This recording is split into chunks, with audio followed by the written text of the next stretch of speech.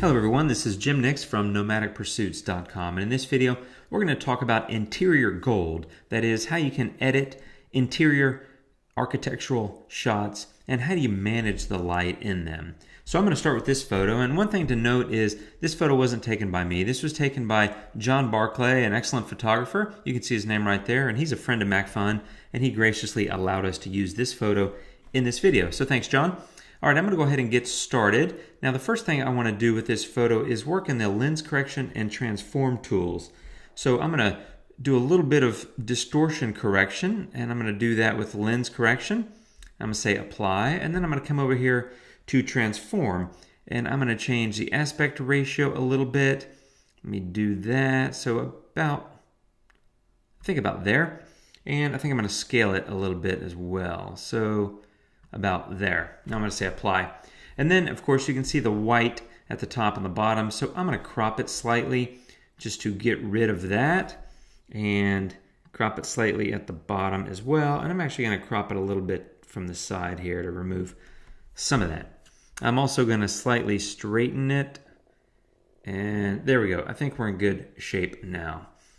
So there's our base image. It's a 4 exposure HDR, and what we want to do is bring up some of the details and the texture and structure that's in this photo, but also manage the light here because it's really bright, and that's one of the challenges with interior architecture shots is you have exterior light that can be really bright coming through a window or something like that. So we're going to talk about that as well.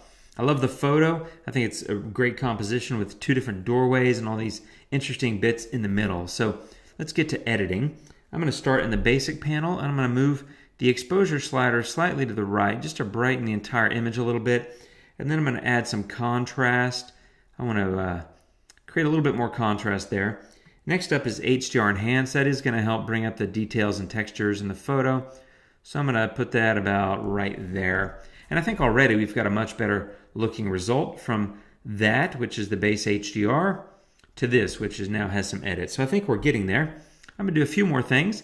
The first thing is the vibrance. I'm going to bump up the vibrance a little bit. I don't want to add saturation. I think there's plenty of color. I just want to amp up the vibrance of the colors a little bit. And so that's what I've done with the vibrance slider. Next, I use structure. And again, I just want to accentuate some of the details here. There's some wonderful details in this wall here and in the books and the things on the wall. So I just wanted to amp that a little bit. And so applying the HDR structure slider, as you can see, helps me bring that a little bit more to life. And there's only one other adjustment I'm going to do on this layer, and that's in top and bottom tuning. And all I really want to do is lift the exposure value in the bottom slightly, just to give it a little bit more brightness.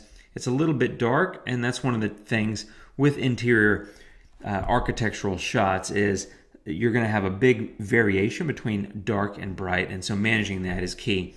So I think we've done a good job now getting the photo how I want it to look. The only thing I want to do now is work on this section here, and so I'm going to add a new layer to do that. So I'm going to add a new adjustment layer, and in this layer, the only thing I'm going to do is take the highlights. So those are right here. I'm going to take those all the way to 0. So, or excuse me, to -100, from 0 all the way down completely negative. Now, that darkens the entire photo, which I don't want to do. I just want to work on this section here.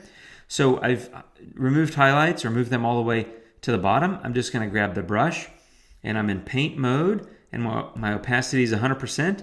My brush is a good size. You can increase it with the right bracket key like that, or decrease it with the left bracket key like that. And then all you do is you just start painting on this layer to apply that adjustment to the selective portion of the photo where you want to apply it.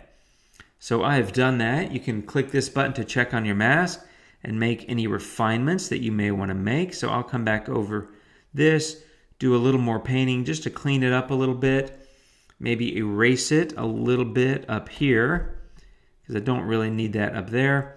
And I think that's fine. So I'm just going to hit done. Now let me show you what that layer did for us. You can see the before, how much brighter it is through this doorway and into that other room, and the after. And so I think we've created a very realistic look to this photo. I think we've been able to manage the light really well and bring the photo to life. And so that's really how I do it. Focus on realism, focus on managing the light, and you usually do that with the layers and the highlight sliders, and brush masking works really well for that. And that's how to handling this photo. So I hope that it helps. Thank you for watching, and we'll see you next time.